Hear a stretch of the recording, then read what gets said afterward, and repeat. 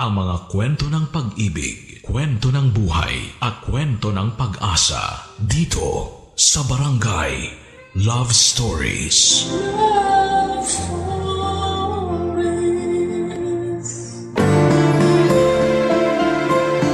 Ang hirap ng buhay ay isang topic na marami sa atin ang nakaka-relate. Ang buhay ay isang walang katapusang pakikibaka laban sa kahirapan at mga pagsubok na patuloy na sumusubok sa ating katatagan. Ikaw, ano ang kaya mong gawin para malabanan ang hirap ng buhay? Dear Papa Dudut, magandang araw po sa inyo at sa lahat ng sumusubaybay sa Barangay LS. Ang inyong programa ay ang kasama ko sa pang-araw-araw. Tuwing nagluluto, naglalaba, naglilinis, at kahit sa mga simpleng gawain ay kasangga ko po ang Barangay LS. Kaya ako po napagdesisyonan na magsulat ng liham sa inyo dahil talagang nakaka-relate ako sa mga kwento ng buhay na napapakinggan ko sa inyong programa. Ako nga pala si Olivia. Pagdating naman po sa sarili ko ay hindi po sa pagmamayabang, pero madalas pong sinasabi ng iba na hindi daw halata sa aking itsura na mahirap ako. Ayon sa kanila, matangkad ako, maganda at maamo ang aking mukha. Pero ang hindi nila alam ay pinanganak at lumaki po ako sa isang maliit at magulo na barangay sa Tondo. Naranasan ko po ang buhay na kadalasan ay pagpag lang ang kinakain namin upang makatuwid sa pang-araw-araw.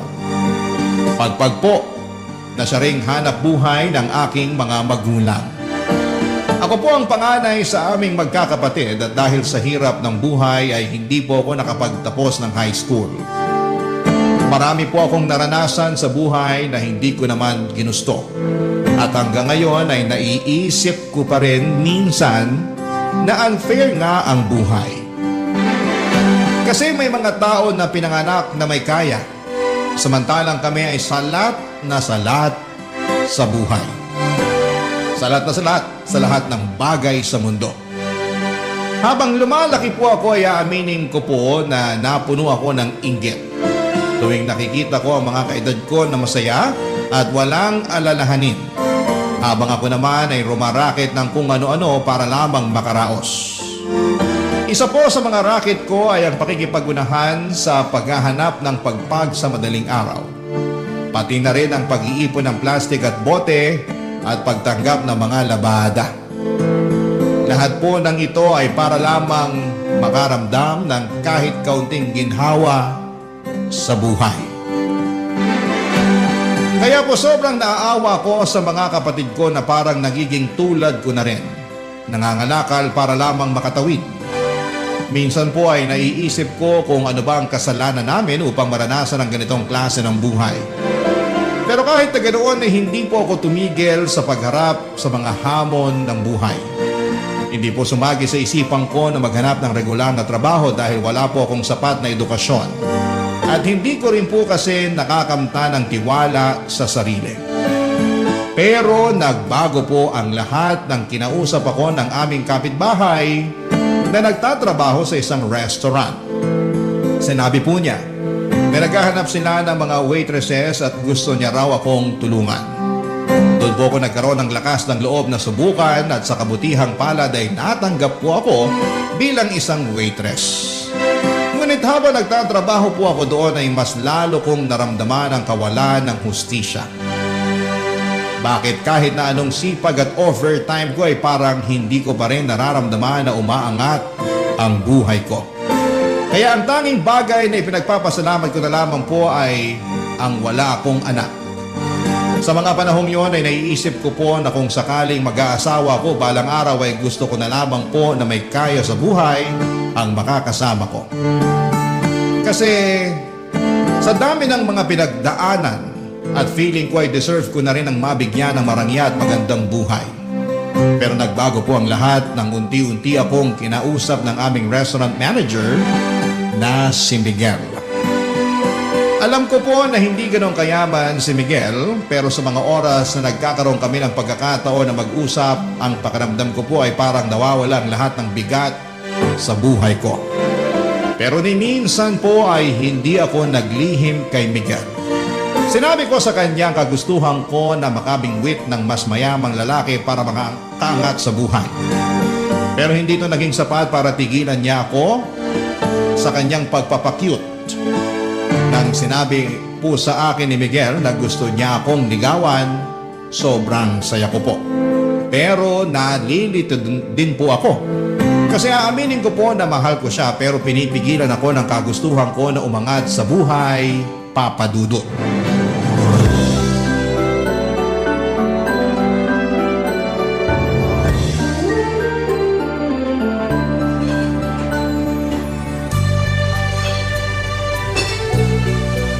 Okay guys, 4 minutes na lang at magsasara na tayo.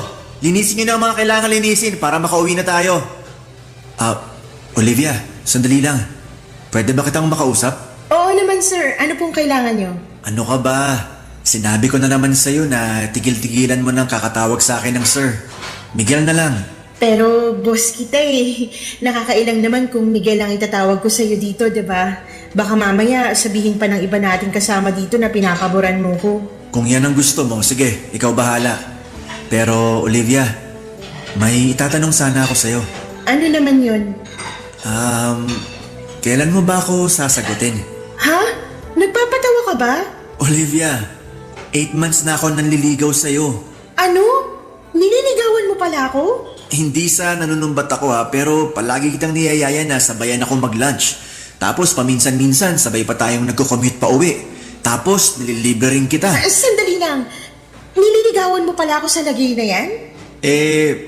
Paano ba dapat?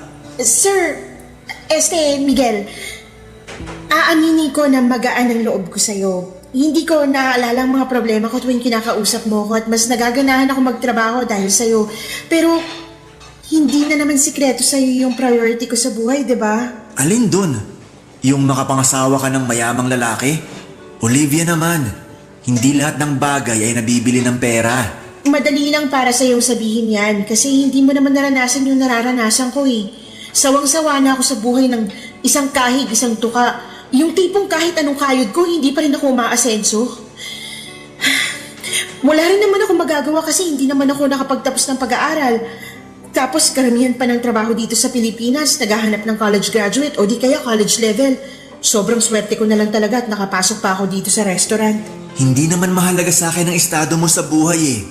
Kung bibigyan mo lang ako ng pagkakataon, pareho nating pagsisikapan ang mga gusto nating makamit sa buhay. Sasamahan at dadamayan kita sa hirap at ginhawa. Yun na nga eh. Ayoko na ng hirap. Kota na ako dyan. Olivia, pinapangako ko sa'yo na hinding-hindi mo pagsisisihan kung sasagutin mo lang ako. Hayaan mo naman na ipakita ko sa'yo kung gaano kakahalaga sa akin. Alam mo, ikaw ang kulit mo rin, no? Sa totoo lang, napakalaking achievement para sa akin tong ginagawa ko ngayon. Hindi madali sa akin na sabihin ko sa'yo ng diretsahan ang tunay na nararamdaman ko para sa'yo. Pero teka lang, ang hindi ko lang talaga kasi mag-get sa'yo, kung paano mo ko nakukuhang ligawan, alam mo naman na napaka-ambitious ako at yung kagustuhan ko na makakuha ng lalaki na ibibigay sa akin lahat-lahat, diba? Bakit? Paano ka nakakasiguro na hindi ko kayang ibigay sa iyo ang lahat? Hindi nga ako kasing yaman ng mga lalaking matagal mo nang inaasam. Pero isa lang ang masisiguro ko sa iyo. At yun ay ang iparamdam sa iyo araw-araw na mahal kita. Di ko na nga lang alam kung manhid ka o nagtatanga-tangahan ka lang. Tanga na kung tanga, pero wala eh. Talagang nahulog na ang loob ko sa iyo. At ganun rin naman ako sa'yo, sa totoo lang. Siguro kung iba lang ang estado ko sa buhay, matagal na kitang sinagot eh. Pero wala eh. Yung makabingwit ng mayamang lalaki na lang talaga ang pag-asa ko para makabangon sa buhay na to. Olivia, makinig ka. Hindi mo kailangan ng mayamang lalaki para makamit mo ang buhay na matagal mo nang pinapangarap para sa sarili mo at sa pamilya mo. Ang kailangan mo ay isang lalaki na handa kang ipaglaban at mamahalin ka ng tunay sa kahit anong pagsubok ng buhay. At handa akong ipakita sa'yo na ako ang lalaking yun. Ano ka ba? Mahal ang bilihin ngayon. Yung pagmamahal na sinasabi mo, hindi yan nagagamit para pambayad ng 1 kilong bigas at 2 tray ng itlog. Ikaw talaga? O sige, ganito na lang. Hindi na muna kita pipilitin para sagutin mo ako. Pero ang gusto ko lang hingin sa'yo ay sana hayaan mo ko na ligawan kita ng maayos. Para at least makita at ma-realize mo man lang kung gaano kita kamahal. Kulit mo talaga. Sige nga, paano kung mag-iisang taon mo na akong nililigawan at hindi pa rin kita sinasagot? Okay lang, take your time. Ang mahalaga lang naman sa akin ay yung payagan mo ko na ligawan kita. Napaka-confident mo naman yata. Paano ka nakakasiguro na sasagutin kita? Hindi ka ba natatakot na baka masayang lang yung oras at pagod mo? Hindi. Kasi nagbabaka sakali ako na kapag nakita mo na kung gaano ka kahalaga sa akin, baka magbago ng isip mo at mawala na yung kagustuhan mo na makabingwit ng mayamang lalaki. Kaya, sige na. Please? Ang kulit mo naman. Oo na. Ha? Pumapayag na ako na ligawan mo ko. Sa wakas! Thank you, Olivia! Promise, hinding-hindi mo pagsisisihan to.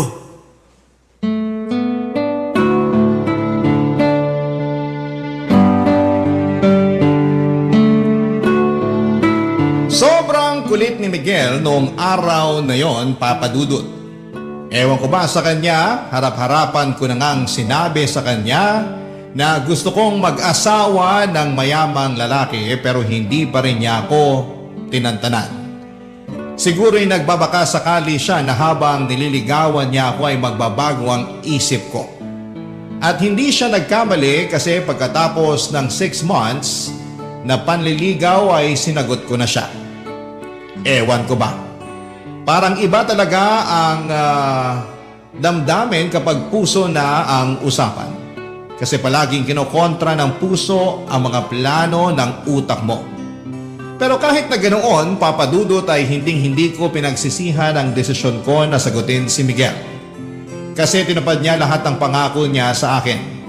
Naramdaman ko talaga na mahal niya ako. Oo, hindi nga ganon kayaman si Miguel. Pero kahit na hindi siya mayaman ay hindi niya ako pinabayaan. Binibigyan niya ako ng pera kapag kailangan ko at kahit kami na, pakiramdam ko ay parang nililigawan niya pa rin ako. Ang sabi ko nga sa sarili ko noon na sobrang swerte ng kahit sinong babae na magkakaroon ng boyfriend na katulad ni Miguel. At sa mga panahong yon ay nasa akin ang swerte. Pagkatapos kong sagutin si Miguel ay nag-live-in kami.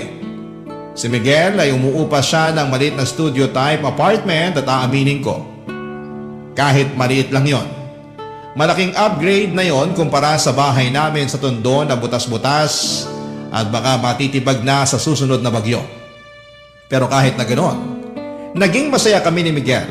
Nagtulungan kami sa trabaho, siya bilang manager at ako bilang waitress. Akala ko ay yun na yung kapalaran ko habang buhay, pero nagbago ang lahat noong tinawagan ako ng pinsan ko na taga La Union. Bihira lang kasi siyang pumunta ng Maynila at noong dumating siya dito, ako agad ang naisip niyang tawagan. Sabi pa niya, ililibre daw niya ako basta samahan ko lamang siya, kaya syempre game na game ako. Nagpaalam ako kay Miguel at pumayag naman siya na mag-night out kami ng pinsan ko. Pero nung gabi na yon, habang nag-iikot kami ay naisipan ng pinsan ko na pumunta sa bar. Nag-inuman kami at sobrang enjoy kami. Wala kaming ibang ginawa kundi ang magchismisan tungkol sa mga kamag-anak namin. Pagkatapos ng ilang oras ay nagpaalam ang pinsan ko na pupunta raw siya sa CR kasi naparami daw ang kain niya. Kaya naiwan akong mag-isa sa table namin. At nung umalis ang pinsan ko ay doon ko na nakilala si Rick, Papa Dudut.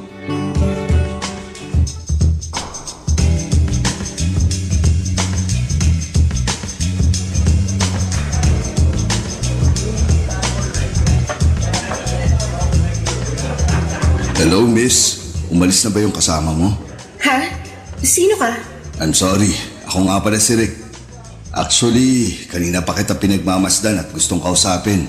Pero hindi nga lang ako makatsyempo kasi nandito yung kasama mo kanina. Pinsan ko yun. Pumunta lang ng CR yun pero babalik din yun dito maya-maya. Teka lang, sino ka ba? Ba't mo ko kinakausap? Ano kailangan mo sa akin? Miss, relax ka lang. Ang dami mo namang tanong. Sino ba naman ang hindi magtataka at mapapatanong? Bigla-bigla mo na lang akong kinakausap. Wow, mas maganda ka pala sa malapitan. Layuan mo nga ako, hindi kita type. Hindi na ako magpapaligoy-ligoy pa. Nagagandahan ako sa'yo, tapos sobrang sexy mo pa. Tipo ko yung mga babaeng katulad mo. I'm sorry, pero may... Teka lang, ba't ba ako nag-i-explain sa'yo? Pag sinabi kong layuan mo ko. Ganun lang kasimple yun.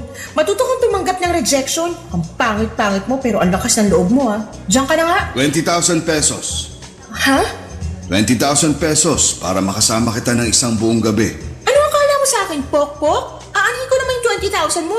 Sa itsura mo pa lang, mukhang may nakakahawa ka ng sakit. Wala akong balak na mag-staycation sa ospital, kaya maiwan na kita dyan, okay? Wala akong nakakahawang sakit. Miss, paano kung sabihin ko sa'yo na gusto kitang maging sugar baby? Sugar ano? I see. Hindi mo alam ang ibig sabihin ng sugar baby. Ipapaliwanag ko sa'yo ng maayos. Bibigyan kita ng pera from time to time. Kumbaga parang allowance. As long as gagawin mo yung mga ipapagawa ko sa'yo. Hindi lang 20,000 ang kaya kong ibigay sa'yo. Basta gawin mo lang lahat ng gusto ko. Teka lang. Kung sakasakali, ano naman yung ipapagawa mo sa akin? Ano kapalit? Sasamahan mo ako sa mga lakad ko at yun lang yun. No more, no less. Magpapasama ka sa mga lakad mo? Baka yung hinahanap mo o di kaya caregiver? Hindi ganun yun. Pag sinabi kong lakad, I mean magda-date at magbabakasyon tayo paminsan-minsan. Kaya kitang dalhin kahit saan mo gusto. Cebu, Boracay, Siargao, Batanes, Palawan. Ikaw bahala. Pero mangyayari lang yun kung papayag kang maging sugar baby ko. Sandali nga lang, hindi ka ba nabibigla sa inaalok mo sa akin? Hindi ba parang sobra-sobra naman yata yan? Hindi ka naman mukhang mayaman. Niloloko mo lang yata ako eh. Tatapatin na kita, scam ba to? Hindi na ako nagtatrabaho. Tumatanggap na lang ako ng pera galing sa mga negosyo at pensyon ko. At kadalasan, nababagot ako sa bahay. Sa totoo lang, matagal ko na talagang balak maghanap ng sugar baby. And for the first time, nakahanap ako ng babaeng type ko. At ikaw yun. Kung ganon, sige na, pumapayag na ako. At sorry din sa mga nasabi ko kanina. Mabuti naman kung ganun. Pero may isa akong kondisyon. Ayoko nang may boyfriend. So sabihin mo na sa akin ang totoo habang maaga pa. May boyfriend ka na ba? Wala akong boyfriend. Sigurado ka? Promise, wala. Oo, aamin ako. May mga nanliligaw sa akin pero hindi ko sinasagot. Mabuti naman kung ganun. Dahil ang ayoko sa lahat yung may kasintahan. Gusto ko nasa akin lang ang lahat ng atensyon mo. Ayoko ng kahati. Nagkakaintindihan ba tayo? Oo, naiintindihan ko. Pero matanong din kita, may asawa ka na ba? Wala. Matagal nang patay ang asawa ko. Hindi mo pa pala sinasabi sa akin pangalan mo. Ako si Olivia. Kasing ganda ng mukha mo yung pangalan mo. Bagay na bagay sa'yo. Thank you. Nga pala. Ayan. Nakasulat sa papel na yan ang number ko. I-save mo yan. Sige, ako na bahala. Pero may papakiusap sana ako sa'yo. Ano? Okay lang ba kung umalis ka na muna rito? Baka maabutan pa tayo ng pinsan ko eh. Sige, pagbibigyan kita sa ngayon. Pero next time, ako na ang masusunod, ha? Oo na. Antayin mo na lang yung text ko mamaya. Parang awa mo na, umalis ka na muna. Doon ka na. Pagkatapos naming mag-inuman, ang pinsan ko ay hinatid ko na siya sa maliit na kwarto na inuupahan niya ng ilang araw. Medyo lasing na siya ng mga oras na yon at ayokong may masamang mangyari sa kanya. Pinili ko rin na ilihim sa pinsan ko yung pag-uusap namin ni Rick kasi ayokong machismis sa mga kamag-anak namin lalo na at hindi ko nais na malaman nila na nakikipag-ugnayan ako sa lalaking hindi hamak na mas matanda sa akin. May tiwala naman ako sa pinsan ko pero mas mabuti na yung siguradong walang isyo o problema. Pagkatapos kong hinatid ang pinsang ko ay tinext ko kaagad si Rick at tinawagan siya. Sinundo niya ako at pumunta kami sa isang mamahaling hotel kung saan kami nagtalik. Pagkatapos noon ay binigyan niya ako ng malaking halaga ng pera. Alam ko, sinabi ko noon na matagal ko ng pangarap na magkaroon ng mayamang lalaki na magbibigay sa akin ng mga bagay na gusto ko. Pero hindi ko rin akalain na ganito pala ang pakiramdam. Mahirap pala yung pakiramdam ng pinipilit mong makisama sa isang tao kung wala ka naman talagang nararamdaman para sa kanya. Nasilaw ako sa pera. Kasi sa unang pagkakataon ay nabibili ko na mga bagay na matagal ko nang inaasam. At nakakapagpadala na rin ako ng malaking pera sa mga kapatid at magulang ko at unti-unti ko na rin napapaayos yung bahay namin sa Tondo. Pero sobra akong nakonsensya dahil pinili kong itago ang lahat ng ito kay Miguel. Mahal ko po si Miguel. Pero kay Rick ko nahanap yung marangyang buhay at pera na matagal ko nang pinapangarap. Kung pwede lang sana na iisang tao na lamang si Miguel at si Rick ng mga panahon na yon, baka hindi na ako nahirapan pa, Papa Dudut. Barangay Love Stories. Barangay Love Stories. Habang tumatagal ay mas lalong naging agresibo si Rick sa akin. Parang gusto niya lahat ng mga pinapagawa niya sa akin ay natutupad kaagad. At kapag hindi ko nagagawa yung mga gusto niya ay nagagalit siya. At paminsan-minsan ay umaabot na siya sa punto ng pananakit. Nasampal na niya ako ng 3 beses pero tinitiis ko yon at hindi ko na inisip ang pisikal na sakit dahil sa malaking halaga na natatanggap ko sa kanya. Wala pong kaalam-alam si Miguel na patuloy ko pa rin pinagsasabay ang pagiging jowa niya at pagiging sugar baby ko kay Rick. Ang hirap na hatiin ang sarili ko sa 2 tao. Si Miguel mabait pa rin siya sa akin as usual at habang tumatagal ay mas lalo akong nahuhulog sa kanya. Wala akong problema sa kanya at talagang ramdam ko ang pagmamahal niya sa akin. Pero itong si Rick, siya yung sobrang nakakainis na at nakakasakal. Para bang hindi ko na siya kayang respetuhin dahil sa ugali niyang hindi na maipaliwanag. Mayaman nga siya pero mabilis magalit. Sa totoo lang, yung gwapo lang sa kanya ay yung wallet niya lang. Yung mukha at ugali niya parehong pangit. Pero sa kabila ng lahat ng yon ay pinagtiisan ko siya dahil nagagawa ko ang mga bagay na gusto kong gawin ng dahil sa perang ibinibigay niya. Pero paminsan-minsan ay nawawalan ako ng gana na replyan si Rick kaya't hindi na rin nakapagtataka na nagagalit siya. Pero isang araw ay umuwi ako kaagad pagkatapos ng shift ko habang si Miguel naman ay nag-overtime. At pagka-uwi ni Miguel sa apartment namin, nawindang ako sa nakita ko. Puno ng pasa ang mukha ni Miguel. Ang takot at guilt na naramdaman ko ay hindi ko kayang ilarawan. Dito ko lang na-realize kung gaano kalaki yung problemang ginawa ko nung ikinuwento na sa akin ni Miguel ang lahat-lahat, Papa Dudut.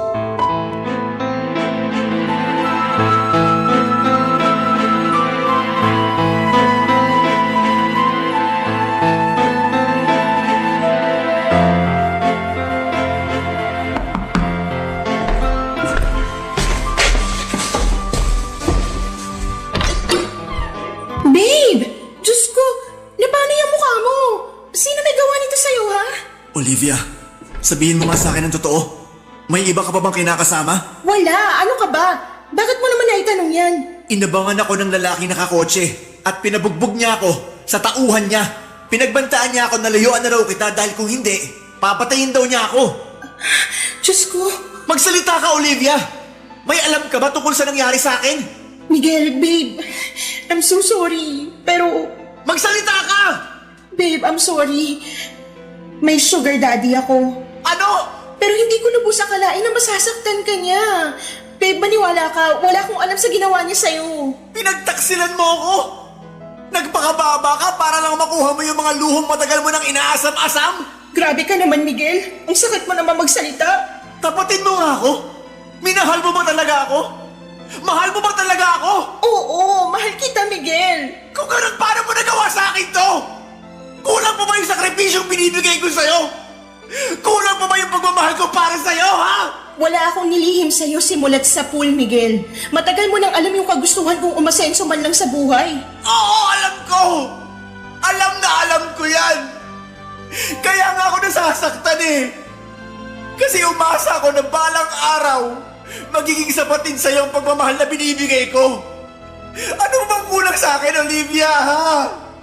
May nagawa ba akong kasalanan sa'yo para saktan mo ako ng ganito? Wala! Alam kong mahal mo ko at nararamdaman ko yun. Pero sa tingin ko panahon na siguro para Para ano? maghiwalay tayo. Miguel, baka tuluyan ka na niya pag nalaman niya na hindi pa kita hinihiwalayan. Ano? Hindi. Olivia, babe, huwag mo akong hiwalayan, please lang. Makinig ka sa akin, ha? Puputulin mo na ang ugnayan mo sa lalaking yun at magpapakalayo na tayo. Yung kapatid ko na nagtatrabaho sa Cebu, pwede niya tayong tulungan. Doon tayo magsisimula ng panibagong buhay. Pero Miguel... Ano, Olivia? Bakit hindi ka makasagot, ha? Miguel, ayoko na bumalik sa buhay na sobrang salat. Ayoko na bumalik sa buhay kung saan kailangan ko pang mangalakal para lang mabili ko lahat ng mga pangangailangan ko. Olivia, matagal ka nang nakatakas sa ganong klaseng buhay. Matagal nang tapos yon.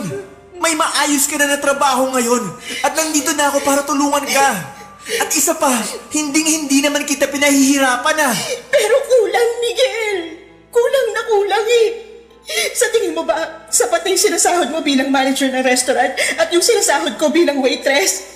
Miguel, kahit pagsama-samahin pa natin yung sinasahod natin, hindi nun matutumbasan ang pera na binibigay sa akin ni Rick. Nagmamakaawa ko sa'yo. Hiwalayan mo na ang lalaking yun. Kung nagawa niya ako ipabugbog, hindi malayong gawin niya rin to sa'yo. Olivia, aanhin mo naman yung pera niya. Kung araw-araw naman nanganganib yung buhay mo sa mga kamay ng hayop na yon. Sa totoo lang, mas pipiliin ko na lang na mamatay ako sa mga kamay niya kaysa mamatay ako sa gutom. Olivia naman, kayang-kaya kitang buhayin. At ilang beses ko na yan napatunayan sa'yo, di ba? Oo nga, tama ka. Pero paano yung pamilya ko, ha? Kaya mo bang buhayin ang mga kapatid ko? Sa akin sila umaasa, Miguel. Bala ko na i-enroll sila sa susunod na pasukan dahil gusto ko na makapagtapos sila sa pag-aaral. Ayoko na matulad sila sa akin na hindi pala nakapagtapos ng high school at mangyayari lang yun kung patuloy kong pakikisamahan si Rick. Eh, di tutulungan kita. Magtutulungan tayo, Olivia. Pero pakiusap lang. Hiwalayan mo na ang demonyong yon. Paano mo ko matutulungan, Miguel? Yung sahod mo nga, binabudget mo pa kasi natatakot ka na baka maubos agad. Aasenso rin tayo. Wala ka bang tiwala sa akin? Nagpapakapagod naman ako sa trabaho para mas lalong lumago ang savings natin ah. Pero baka uugod-ugod na tayo sa panahong lumago yung savings mo. Mahal kita. Pero ayoko na ng ganitong klaseng buhay, Miguel. Olivia, kung nagbabala ka na hiwalayan ako, please wag. Maawa ka naman sa akin. Gagawin ko ang lahat. Huwag mo lang akong hiwalayan. Parang awa mo na. Kahit sobra akong nasaktan sa ginawa mo, hindi pa rin kita kayang iwan. Mahal na mahal kita, Olivia. Pagkatapos ng sinabing yon ni Miguel ay hindi ko na siya nasagot. At dali-dali akong lumabas upang tawagan si Rick. Dito ko nakumpirma ang lahat. Napag-alaman ko na nagngingit-ngit sa galit si Rick tuwing hindi ko siya nire-replyan kaagad. Kaya't inalam niya kung saan ako nagtatrabaho. Kasabay noon ay nalaman niya na si Miguel ang boyfriend ko at pareho kami ng pinagtatrabahuhan na restaurant. Hindi sinabi ni Rick kung paano niya nalaman pero malakas ang kutob ko na sa Facebook niya nakuha ang lahat ng yon. Kinilabutan ako sa mga nangyari dahil hindi ko akalain na aabot si Rick sa puntong halos patayin na niya si Miguel, Papa Dudut. Sa totoo lang, sobra akong nag-guilty sa mga nangyaring yon. Mahal ko pa rin si Miguel pero hindi ko kayang bitawan ang marangyang buhay na ibinibigay sa akin ni Rick. Sa kabila ng lahat ay pinagpatuloy pa rin namin ni Miguel ang relasyon namin at nakikita ko sa mga mata at kilos ni Miguel na mahal niya pa rin ako. Pero ramdam ko rin kung gaano siya kalungkot at nadismaya sa desisyon kong ipagpatuloy ang ugnayan ko kay Rick. Bumili siya ng mga gamit na pang self-defense para sa aming dalawa, tulad ng pepper spray at taser. Kitang-kita ko kung gaano siya ka-traumatize at sa mga panahong yon ay hindi ko matanggap na siya pa ang nagkakaroon ng ganitong takot at pangamba dahil lamang sa mga naging desisyon ko. At sa takot ko na baka balikan ni Rick si Miguel ay nagsinungaling ako at sinabi ko kay Rick na hindi na ako makikipagkita kay Miguel at mukhang naniwala naman siya. Para makabawi ako kay Miguel ay binilhan ko siya ng mga paborito niyang gamit, mga bagay na sa tingin ko ay magpapasaya sa kanya kahit papaano. Pero hindi niya tinanggap ang mga ito, siguro dahil alam niya na pera ni Rick ang pinambili ko dito. Patuloy pa rin siya sa pagkumbinsi sa akin na sumama sa kanya sa Cebu para makapag-umpisa kaming muli at makalimutan naming pareho ang lahat ng mga nangyari. Pero nag-alinlangan ako na pumunta ng Cebu kasi kahit mahal ko si Miguel, ay naibibigay naman ni Rick sa akin lahat ng gusto ko dito sa Maynila. At hindi ko alam noon ay may isa pang mangyayaring mas mahirap at mas masakit pa kesa sa lahat ng ito. Ang mga desisyon ko ay magdudulot pa ng mas malalim na sugat sa aking puso at buhay. At hindi ko pa noon alam kung paano ko haharapin ang mga pagsubok na darating sa akin, Papa Dudut.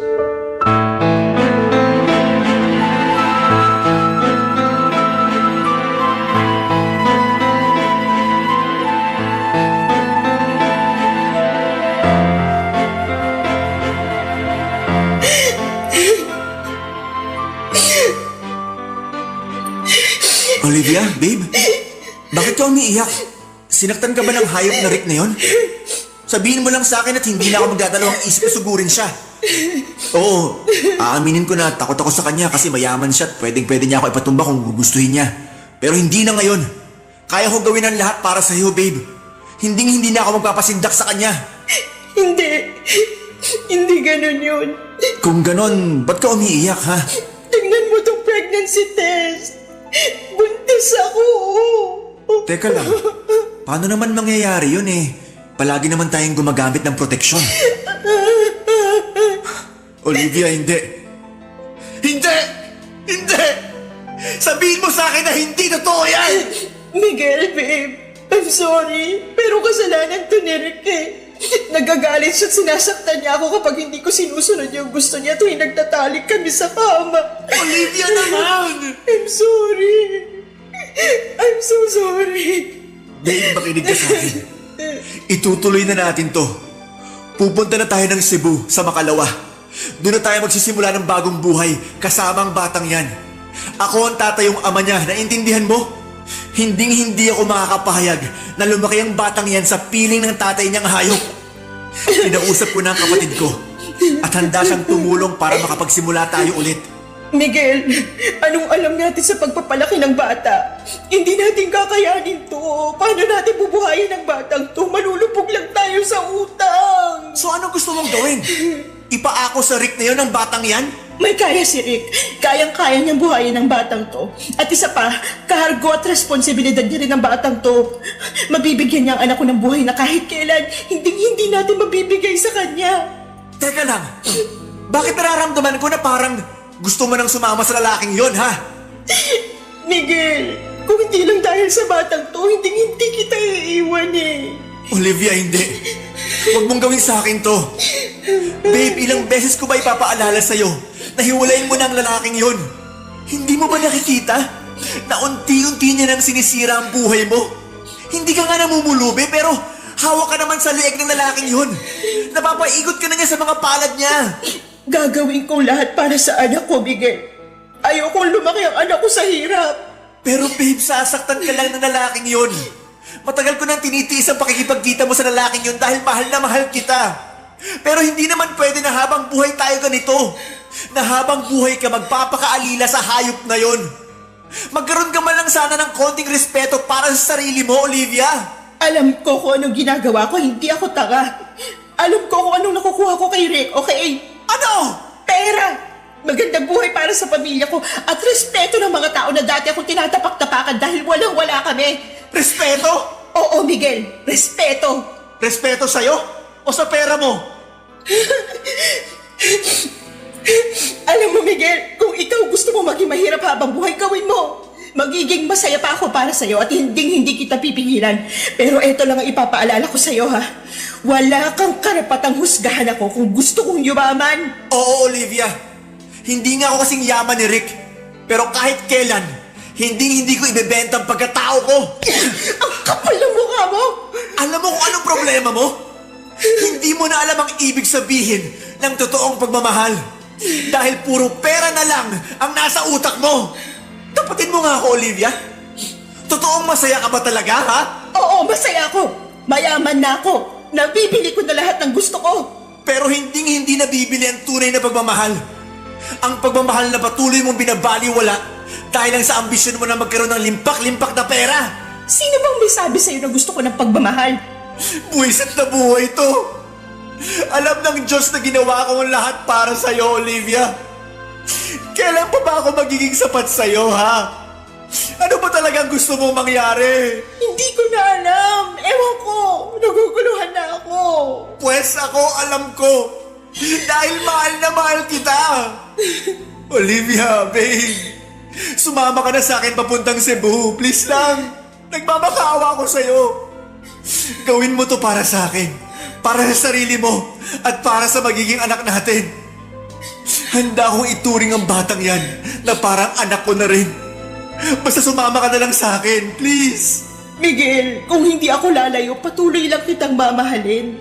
At alam ko na masasaktan lang ako, masasaktan lang tayo. Kasi wala sa'yo yung buhay na gusto kong makamit eh. Olivia. Wala nang patutunguhan to. Tigilan na natin to, Miguel. Aalis na kami ng anak ko bukas ng umaga. Buo ng desisyon ko at wala ka nang magagawa doon. Papadudot aminin ko po na sobra kong nasaktan sa naging desisyon ko na hiwalayan si Miguel. At kahit na mahal ko siya sa palagay ko, ang dahilan kung bakit natiis ko at nagawa ko pa rin siyang iwanan ay dahil sa trauma. Yung trauma na mula sa pagkabata, sobrang kapos ako at hirap na hirap sa buhay. Yung trauma na kapag wala kang pera ay lalait-laitin ka at tatapak-tapakan ka ng mga tao ng paulit-ulit. Yung trauma na palagi mong ipinagdarasal na sana ay hindi tumirik ang mga mata mo sa gutom. Na sana kahit papaano ay may makain ka. Yung trauma na hindi ka na nandidiri sa pagpag dahil eto na ang nakasanayan mong kainin. Oo, minahal ko si Miguel ngunit hindi ako nakontento sa buhay bilang waitress. Hindi naging sapat ang pagmamahal niya para makontento ako sa kinakalagyan ko. Siguro kung naging kasing yaman lang ni Miguel si Rick ay hindi ko na siya nagawang hiwalayan pa. Pero wala eh. Hindi sapat ang kinikita ni Miguel bilang manager ng isang restaurant para mabigyan ako ng maginhawang buhay. At ako naman ay pagod na sa pagiging silbidora. Kung sakali man na sasama ako kay Miguel papunta ng Cebu ay ganoon pa rin ang mangyayari. Kakailanganin ko pa rin na magtrabaho para lamang matustusan ang pang-araw-araw namin lalo na ngayon na may anak na ako. Siguro po noong gabing hiniwalayan ko siya ay sobra akong nataranta dahil napag-alaman kong buntis ako. Sobrang daming tanong ang bumabagabag sa isipan ko ng mga panahong yon. Ang paulit-ulit na tumatakbo sa isip ko noong mga panahong yon ay kung paano ko mabibigyan ng magandang buhay ang magiging anak ko. Ang nasa isip ko lang noon ay bahala na kung saktan ako ni Rick. Basta maging maayos lang ang buhay ng anak ko. Ayokong ipalaglag ang bata at mas lalong ayoko na mabuhay siya na nakakaranas ng hirap na naranasan ko. Ayoko siyang lumaking salat sa buhay. Yan po ang naging dahilan kung bakit nagawa kong iwan si Miguel. Noong madaling araw po ay tahimik ako lumabas ng apartment ni Miguel, dala ang isang malaking maleta at tinawagan ko si Rick. Sinabi sa akin ni Rick na may kondo siya sa Taguig at doon ko raw siya i-meet. Nang mga oras na yon ay hindi na ako nagdalawang isip pa. Naglaho ako na parang bula sa buhay ni Miguel. Pinanindigan ko na ang desisyon kong tuluyan na siyang iwanan at sumama kay Rick. Sa mga sandaling yon ay hindi ko alam kung ano ang magiging kinabukasan ko. Ngunit isang bagay lang ang sigurado ako. Gagawin ko po ang lahat para sa magiging anak ko, Papa Dudut. Barangay Love Stories. Barangay Love Stories. Pinatuloy ako ni Rick sa kondo niya sa Taguig at doon ko sinabi sa kanya na buntis ako at kailangan ko ng magandang lugar na matutuluyan. Nakita ko sa mga mata ni Rick kung gaano siya kasaya sa mga sinabi ko sa kanya. Hindi ko maiwasang mapansin na parang isang malaking bigat ang nawala sa kanya. Buong akala ko ay magagalit siya na buntis ako pero hindi at mas lalo pa siyang natuwa.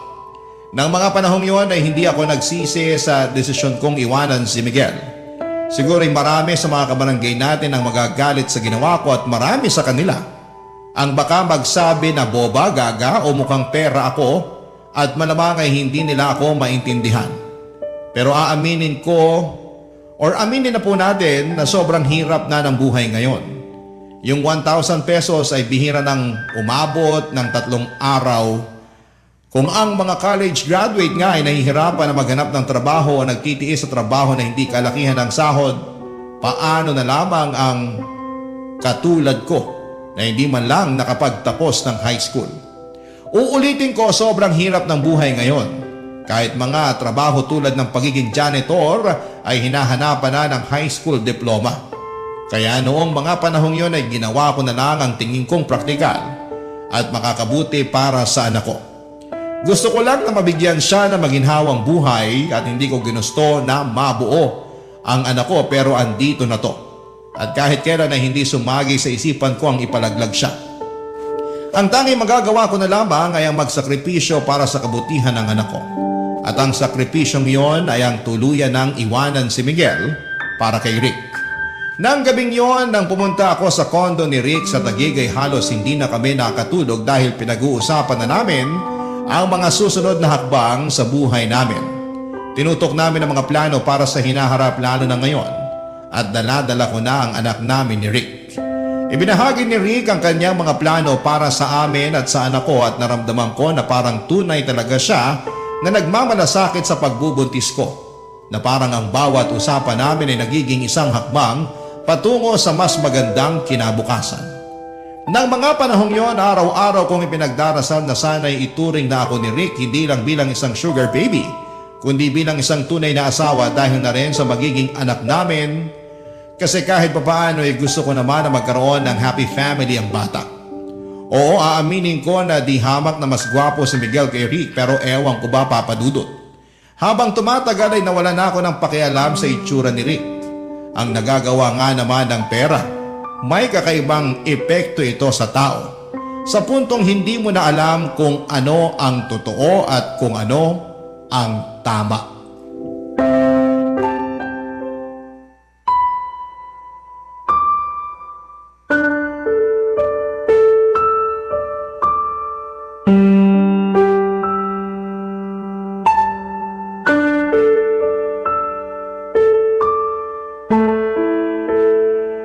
Mabuti na lang talaga at pinaalam mo kaagad sa akin na buntis ka.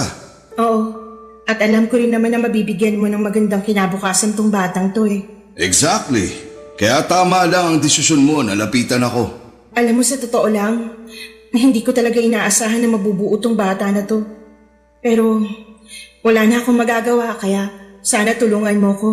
Hindi ko kaya palakihin ng batang to na mag-isa. Makakaasa ka, Olivia.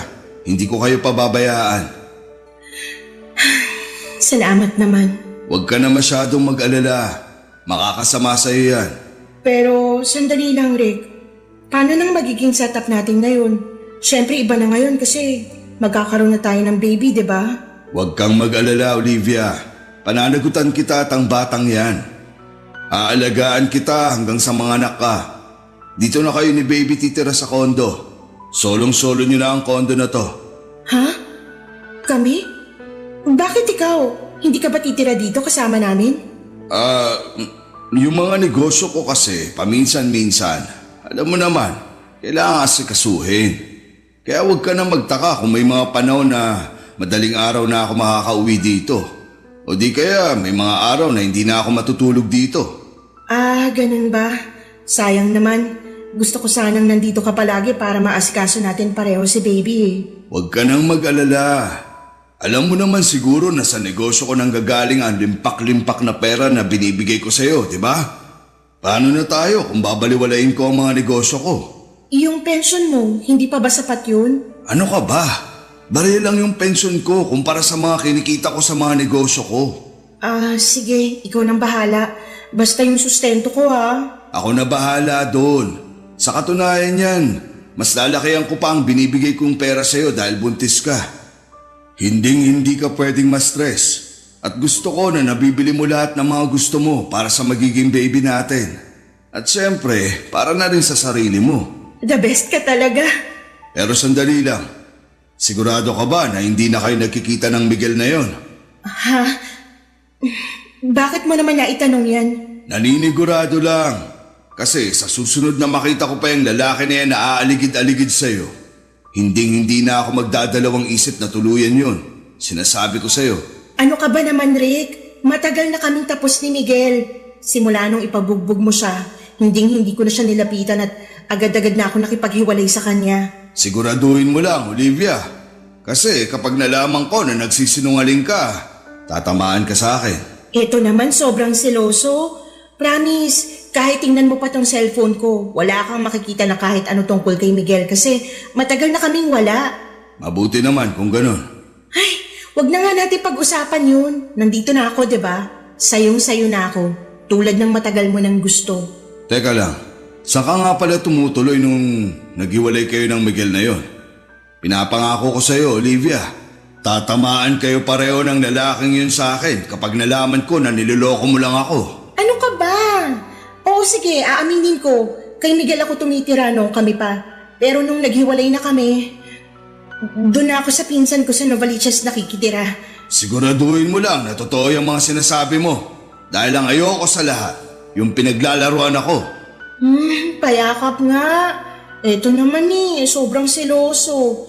Pinapangako at sinisiguro ko sa'yo na hindi na kita bibigyan ng rason para magselos pa. Sige na, okay na.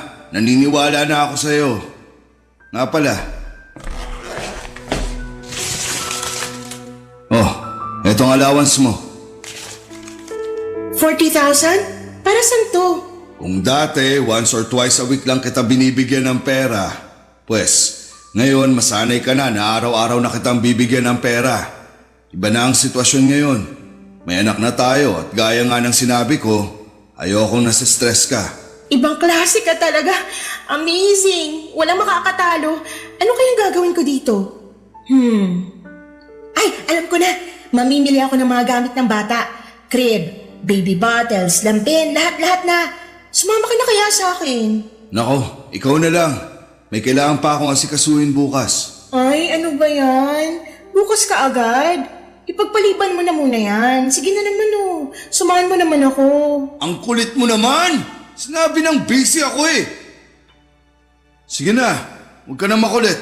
Sige na nga, hindi na kita pipilitin. Sorry kung napagtaasan kita ng boses. Sa susunod kasi, huwag ka na makulit. Sige, ganito na lang. Babawi ako sa'yo. Pupunta tayo ng Baguio this weekend. Okay ba yun? Natuloy kami sa Baguio noong weekend na yon, Papa Dudut. Eto na yon. Eto na mismo ang buhay na matagal ko nang pinapangarap, yung buhay na kaya kong bilhin ng lahat ng nakikita ng mga mata ko. Yung makapunta sa mga lugar na hindi ko pa nararating noon. Yung wala akong ibang iniintindi kundi ang mag-enjoy at mag-explore. Pero kahit nakuha ko na ang buhay na gusto ko ay bakit ganon? Bakit parang may kulang pa rin? Sa totoo lang, dapat ay masaya ako dahil hindi ko na kailangang mag-alala tungkol sa pagbubuntis ko. Kasi sa wakas ay maibibigay ko na sa anak ko ang lahat ng gusto at pangangailangan niya. Pero sa kabila ng lahat ng ito ay para bang may isang malaking bagay na kulang pa rin.